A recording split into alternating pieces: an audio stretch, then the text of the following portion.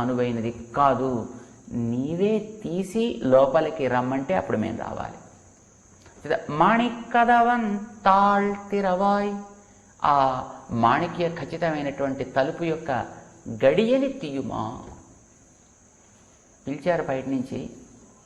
అయితే వీళ్ళు గట్టిగా ఇలాగా మామాన్మగడే అని పిలిచేటప్పటికీ అదే సమయంలో ఆ పిల్ల యొక్క తల్లి బహుశా అలాగా ఆ భవనంలో ఆ గదిలోనికి వచ్చి ఉంటుంది. మన వాళ్ళు చూశారు. వెంటనే ఈ కోపం కాస్త ఆవిడ మీదకి వెళ్ళిపోయింది. ఎవరు కనిపిస్తే వాళ్ళ మీదకి వెళుతూ ఉంటుంది కదా. మామీర్ అవళ ఎഴുప్పీరో, ఓ మేనత్త గారు మీరేనా ఆ పిల్లని లేపక్కర్లా. ఆవిడ మీదకి మన వాళ్ళు ఒక విసిరారు. అంటే పాపం ఆవిడ అదేమిటారా నాకేం తెలీదు అన్నట్టుగా చూపించి ఉంటుంది ఆవిడ. ఏమి ఉన్మగళ్దాన్ ఊమయో, ఏమి కూతురు మూగిదా, మాట్లాడలేదా. మన వాళ్ళకి లోపల ఒక భావం ఉంది. బహుశా ఆ లోపల శ్రీకృష్ణుడు ఉండి ఉంటాడు, అందుకోసమనే ఆవిడ బయటికి రావడానికి సంకోచిస్తోంది. ఇది చెప్పకుండా వీళ్ళు గట్టిగా చెప్పాలి. ఉన్మగళ్దాన్ ఊమయో, మీ పెళ్ళే మూగిదా, మాటలు రావా, నిన్నటిదాకా మాతో బాగానే మాట్లాడుతూ ఉండేది, ఈవేళ హఠాత్తుగా ఇట్లా మారిపోయింది. మన వాళ్ళ ఉద్దేశం ఏమిటి? శ్రీకృష్ణుడు బహుశా ఆవిడ ముందరుండి నోరెత్తడానికి వీల్లేదు అన్నట్టుగా బహుశా చూపిస్తున్నాడో ఏమిటో అనేది వీళ్ళ యొక్క ఆంతరమైనటువంటి భావం. కానీ దాని తమాషాగా అయితే ఊమయో, మూగిదా, ఆండ్రిచ్చెవిడో, లేకపోతే ఒకవేళ వీడికి ఏమైనా చెముడు గట్రా ఉందా. మన వాళ్ళ తాత్పర్యం వేరు. నిజానికి అసలు మూగితనం కలిగినటువంటి వాళ్ళు చెవుడు కాకపోవచ్చు, కానీ చెమిటితనం కలిగిన వాడికి మూగతనం ఉండకపోవచ్చు, కానీ మూగతనం కలిగిన వాళ్ళకి సహజంగానే చెమిటితనం కూడా వస్తూ ఉంటుంది. ఇవి రెండు కలిసి వస్తూ ఉంటాయి. ఊమయో మూగిది అన్నప్పుడు చెమిటిది అనేది దాంతోపాటు చెప్పేసినట్టే, కానీ మన వాళ్ళ తాత్పర్యం వేరు కదా. విడో, చెవిటిదా మీ పిల్ల, ఉద్దేశం ఏమిటి, లోపల మనసులో ఉండే కోపం ఏమిటి. బహుశా శ్రీకృష్ణుడు అక్కడ ప్రక్క నుండి చెవిలో ఏదో గుసగుసలాడుతూ ఉండడం చేత మేము ఆడే మాటలు ఆడికెక్కడ వినిపిస్తాయి అన్నట్టుగా మన వాళ్ళు మరొక విసురుతున్నారు. విడో అనందలో, పాపం మీ పిల్ల అలిసిపోయింది ఆ పాపం అంటే బహుశా వీరిద్దరూ కూడా హాయిగా ఇటు అటు తోటంతా తిరుగుతూ మాట్లాడుకుంటూ బాగా అలిసిపోయి ఉండొచ్చలే. ఆనందలో అలిసిపోయిందా. పెరుంతుయిల్ మందిరప్పట్టాలో, లేకపోతే ఎవరైనా ఈవిడ్నిలాగా ఏదో పాముల్ని కట్టేస్తారట, తిరిగే పాముకు చుట్టూ ఏదో మంత్రం చదివి ఏవో వేసేస్తే అది ఇక అందులోంచి బయట పడలేదని అంటుంటారు. అట్లాగా మంత్రించారా ఎవరైనా మీ పిల్లని. ఏమప్పట్టాలో మందిరప్పట్టాలో, పక్కన ఎవరైనా కాపలా కూర్చుని జాగ్రత్త అని ఎవరైనా ఏమైనా అంటున్నారా, చేస్తున్నారా. కృష్ణుడున్నాడు అనేది మన వాళ్ళకి తాత్పర్యం. దీన్ని అనేక రకాలుగా మాటలతోటి ఆవిడికి మన వాళ్ళు సంబోధిస్తున్నారు. అంటే పాపం లోపల ఉండేటువంటి ఆ తల్లిగా చూసి, ఏమర్రా న్యాయమా మీరు ఈ మాట మాట్లాడడం, తగునా, మా పిల్ల యొక్క లక్షణం తెలిసి స్వభావం తెలిసి మీరు ఈ రకమైనటువంటి ఈ విసుర్లు అలాగే చేయడం తగదు కదా. మరి చక్కగా చెప్పండరా, పిలవండరా. అబ్బో ఇప్పటికే బోర్డు అంతా పిలిచాం కాదరా, అమ్మాయి లక్షణం మీకు తెలుసును కదా, భగవన్నామం పలికితే మా పాప లేస్తుంది కనుక భగవన్నామం చెప్పండి. ఎన్ని నామాలు చెప్పామో ఇప్పటికే. ఏం నామాలు చెప్పారు? మామాయన్, మాధవన్, వైగుందన్ ఎన్నెండ్రు నామం పలవం నవిన్రు. మామాయన్ గొప్ప మాయ కలవాడు, మహామాయావి, అందరినీ వంచేవాడు, అందుకే లోపలుండే ఆవిడని కూడా బయటికి రానివ్వటం లేదు అనేది మన వాళ్ళకి తాత్పర్యం. కానీ అట్లా చెప్పలే. స్వామి నామాలు మేము పలికామమ్మా, ఎన్నో మాయలు చేసి మనని తన వైపు ఆకర్షించినటువంటి మహనీయుడు మామాయన్.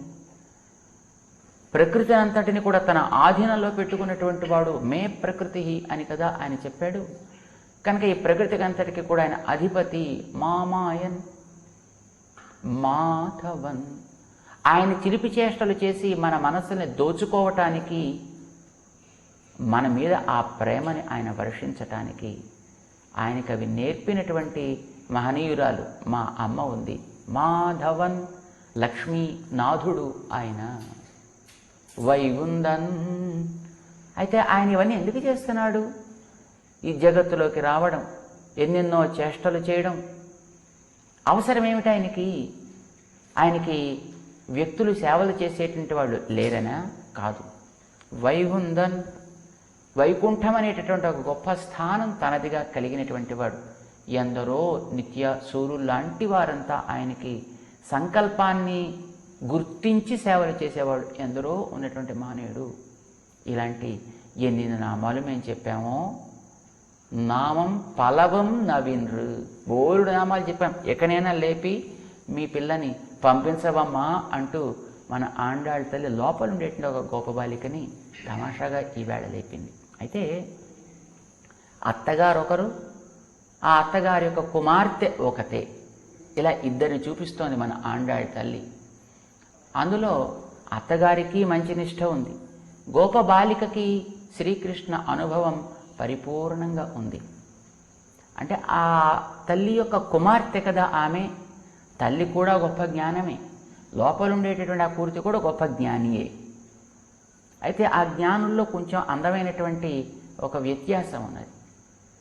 అందులో తల్లి, వెళ్ళమ్మా వాళ్ళంతా వచ్చారు కదా, వాళ్ళతో నువ్వు చేరి ఉండాలి కదా, లే వెళ్ళు అని పంపించేటటువంటి ఆమె తల్లి. కానీ కుమార్తె మాత్రం తనకి లభించినటువంటి ఆనందంతో ఇదే చాలును అనుకునేటట్టుగా ఉన్నటువంటి గొప్ప బాలిక, అన్యమేమి ఎరుగని బాలిక ఆమె. భగవంతుణ్ణి గుర్తించేటటువంటి జ్ఞానులు రెండు రకాలుగా ఉంటారు అని చెప్తారు.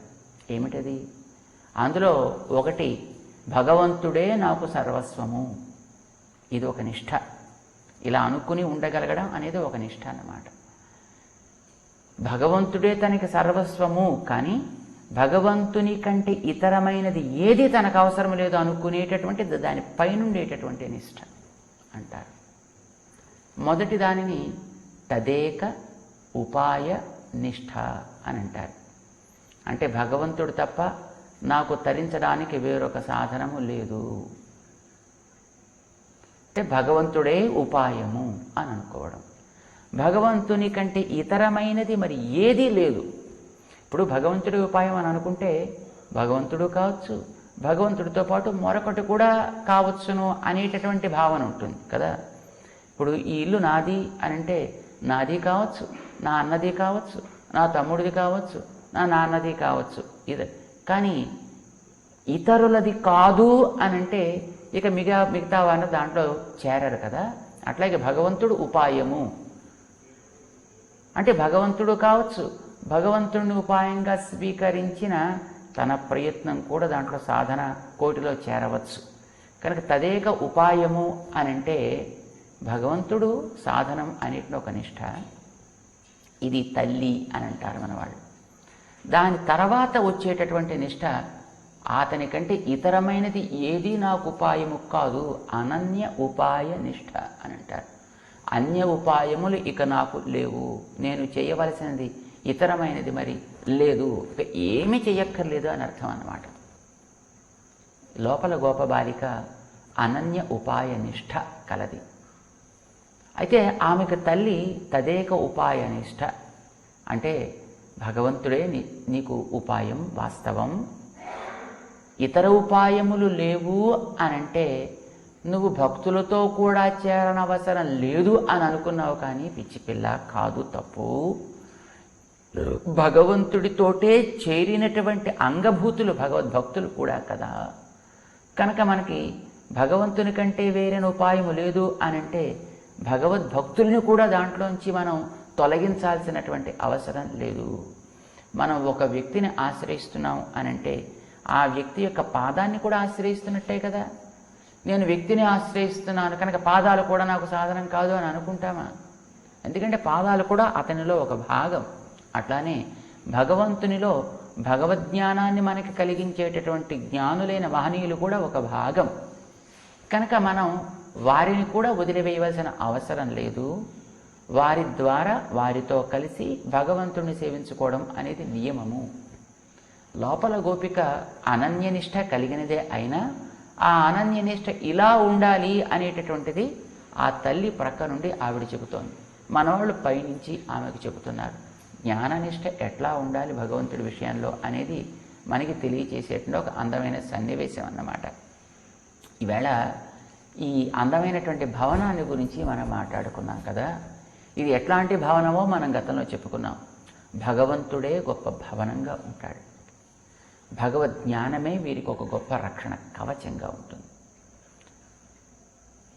నిన్నటిదాకా మన ఆండాళ్ మనం వినాలి, విన్నదానిని అర్థవంతంగా కూడా తర్వాత తెలుసుకోవాలి, ఆ తెలుసుకున్న దాన్ని పదే పదే స్మరించాలి, మననం చేయాలి చెప్పింది. ఈ మననం చేయడం ప్రారంభం చేసిన తర్వాత ఎంత దృఢంగా మననం సాగుతుంటే మనలో జ్ఞానం అంతంత స్వచ్ఛంగా అంతంత ప్రకాశకం అవుతుందన్నమాట. సాధారణంగా మననం అనేది ఒక క్షణం సాగుతుంది, 2 క్షణాలు సాగుతాయి, 3 క్షణాలు సాగుతాయి, తర్వాత మళ్ళీ దానికి విచ్ఛిత్తి ఏర్పడుతూ ఉంటుంది. అంటే అది బ్రేక్ అయిపోతూ ఉంటుంది. అది లేకుండా ఎంతెంత దీర్ఘంగా అది సాగగలిగితే వీడిలో అంతంత జ్ఞానం నిలకడగా ఉంది అని అర్థం. ఈ నిలకడగా ఉండే జ్ఞానం కూడా మంచి జ్ఞానం. మంచి జ్ఞానాన్ని ప్రజ్ఞ అని అంటారు.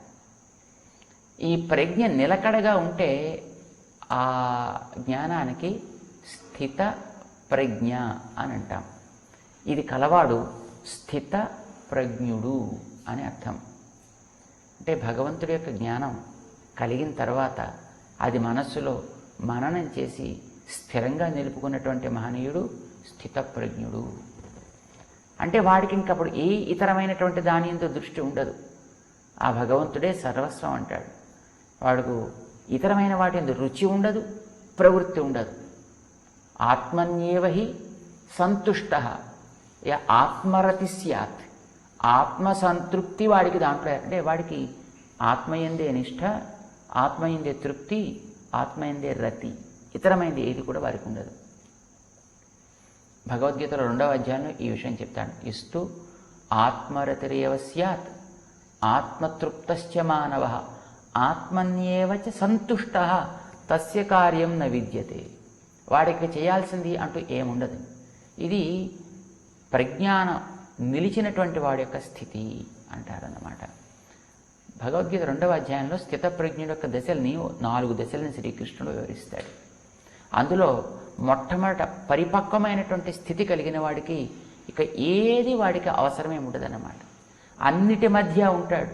కానీ వాటి యందు వీడికి ప్రవృత్తి కానీ వాటి యందు వీడికి ఆనందం కానీ ఉండదు. తన చుట్టూ అన్నీ ఉన్నా వీడు మాత్రం భగవంతుడితో నిలకడగా ఉంటాడు. అలాంటి వాడిని స్థితప్రజ్ఞులలో చివరివాడు అని అంటారు. ఈనాటి గోపబాలిక ఆ స్థితిలో ఉన్నదన్నమాట. ప్రజహాతి యదా కామాన్ సర్వాన్ పార్థ మనోగతాన్ ఆత్మన్యేవ ఆత్మనా తుష్ట స్థితప్రజ్ఞ. ఇది భగవంతుడు ఇచ్చినటువంటి నిర్వచనం. అంటే వాడు వస్తువుల్ని వదిలేయలేదు, కానీ వస్తువుల యందు మనస్సులో ఉండేటటువంటి కోరికని వదిలివేశాడు. ప్రజహాతి యదా కామాన్ సర్వాన్ మనోగతాన్ కామాన్ ప్రజహాతి. అంటే మనస్సంబంధమైనటువంటి వాటిని వదిలిపెట్టేశాడు. బయట వస్తువులు చుట్టూ ఉండొచ్చు, కానీ మనసులో వాడికి ఏ రకమైనటువంటి భావ వికారం కానీ అయితే భావన మార్పు కానీ వాడికి కలగదన్నమాట. వాడు స్థితప్రజ్ఞుడు. ఈనాటి లోపల గోపిక అట్లాంటి ఆమె. మణిభవనం ఉంది, కానీ ఇది నాది, నా సంపద అనేటువంటి జ్ఞానం ఆవిడకి లేదు. కారణం ఆవిడ భగవద్జ్ఞానంలో మునిగి ఉన్నది కావడం చేత. మంచి దీపాలున్నాయి, కానీ ఇవి కూడా భగవత్ సంబంధమైనవే తప్ప తనవి కావు అనే దృష్టి ఉండడం చేత. పరిమళాలు చుట్టూ ఉన్నాయి, అవి కూడా భగవద భోగ్యమైనవి అనే దృష్టి కలగడం చేత వాటి యొక్క అనుభవం తనకి లేనే లేదు. కేవలం తనకి ఒకటే, అది శ్రీకృష్ణుడు. అలాంటి మహనీయులు మనకి ఆశ్రయించదగినవారు. అలాంటి వారి యొక్క దృష్టి మన మీద పడితే, అట్లాంటి వారి యొక్క అనుగ్రహం మన మీద వర్షిస్తే మనలో కూడా ఆ రకమైనటువంటి వికాసం కలగడానికి అవకాశం ఉంటుంది. ఎలా ఉంటారు వారు? ఆండాళ్ తల్లి వారి యొక్క ప్రవృత్తిని చెప్పడానికి అందమైనటువంటి సంబోధనలు చేసింది. ఊమయో ఏమి మూగిదా అన్నది. అవును, అట్లాంటి జ్ఞానులు మూగివారు అన్నట్టే ఉంటారు.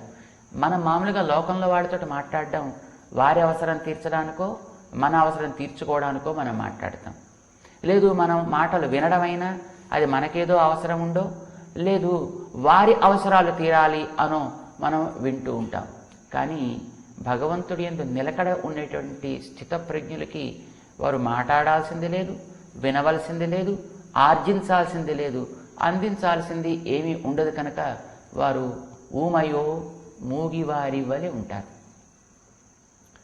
ఇతరులు మాట్లాడినా తమ చెవికి అది పట్టనట్టుగా ఉంటే వారికి అది వినపడదన్నమాట.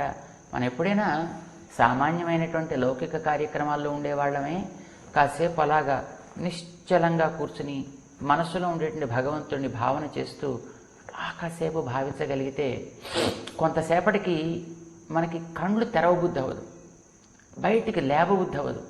ఇతరులు చెప్పేటువంటి ఇతరమైనటువంటి ఈ మాటలు ఆ మాటలు వినాలనేటటువంటి ఒక ఆ రుచి కూడా మనకి అనిపించదు. చూడండి, ఆ లోపల కలిగే ఆనందపు పారవస్యం చేత తాత్కాలికంగా కలిగే కాస్తే మనకి ఇలాంటి భావనని కలిగిస్తే, మరిక సాక్షాత్తు భగవంతుణ్ణి ఇతర కోరికల్ని పూర్తిగా శ్రవణం చేత మననం చేత దూరం చేసి ఆ మననం యొక్క ఫలితాన్ని పొందేటటువంటి స్థితిలో మహనీయులు ఉన్నప్పుడు వారికి కూడా మూగివారి వంటి ప్రవృత్తి, చెవిటి వారి వలె వారు ఉంటారు.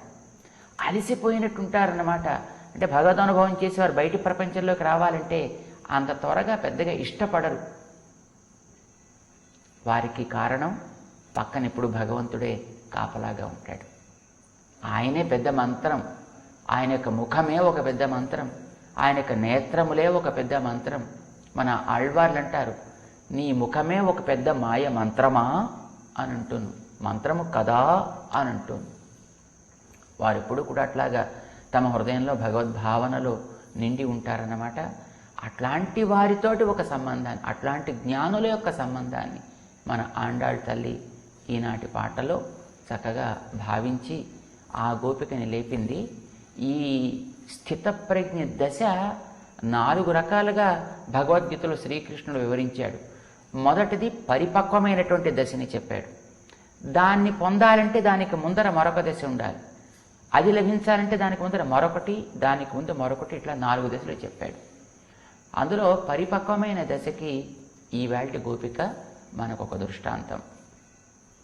ఈవిడ్ని శ్రీసుకుడిలాగా నమ్మాళ్ళు వారిలాగా మన వాళ్ళు భావిస్తారన్నమాట.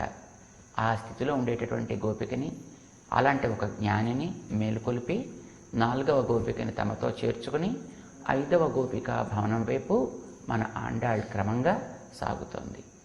ఆండాళ్ తిరువడిగళే శరణం. జై శ్రీమన్నారాయణ.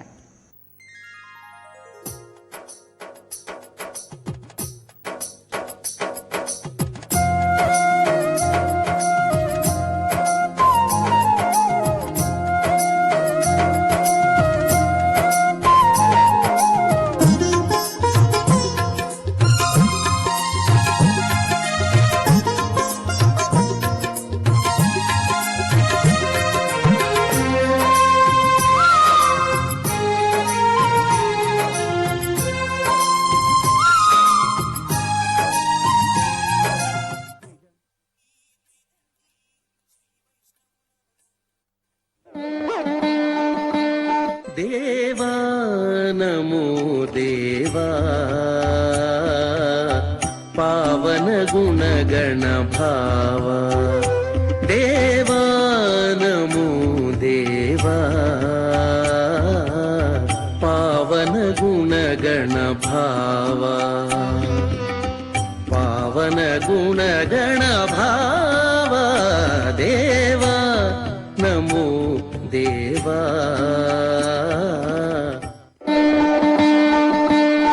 తండ్రి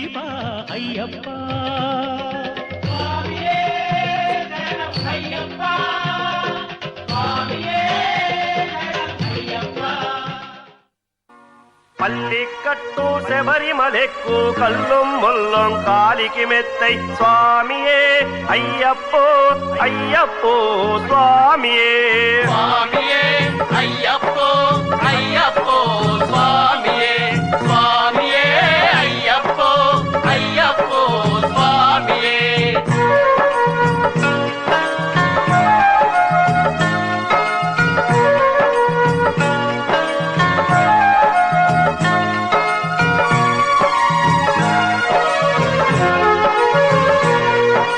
కార్తీక మాసం మాల ధరించి నిష్ఠతో మనము భజనలు చేసి పార్థసారథి తనయుని చూడ పరుగున మీరు రారయ్యా స్వామియే అయ్యప్పో అయ్యప్పో స్వామియే స్వామియే అయ్యప్పో అయ్యప్పో స్వామియే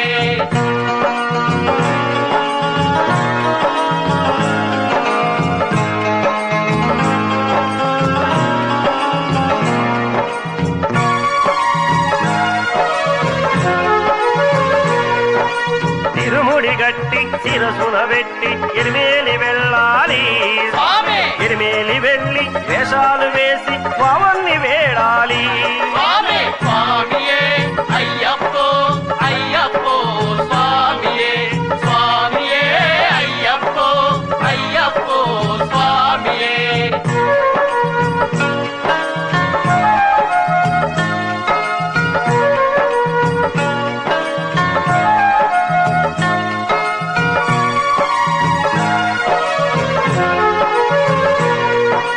అడుదా నదిలో స్నానము చేసి 2 రాళ్లని తీయాలి తీసిన రాళ్లను పుట్టపైన పెట్టి శరణాలు మనమే చెప్పాలి స్వామియే అయ్యప్పో అయ్యప్పో స్వామియే స్వామియే అయ్యప్పో అయ్యప్పో స్వామియే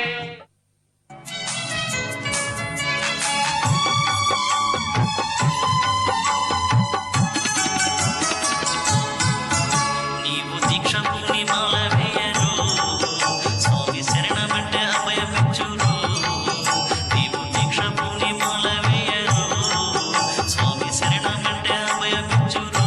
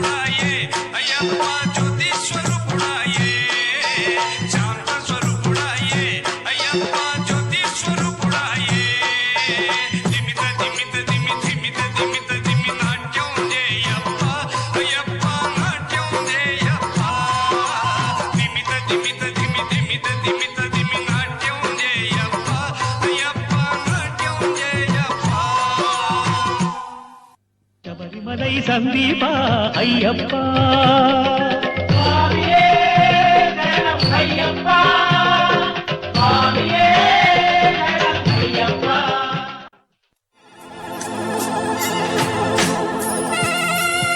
క్రిస్మస్ వేడుకలు సహసమర్పణ Kandukuri shirts and trousers, shades of magic.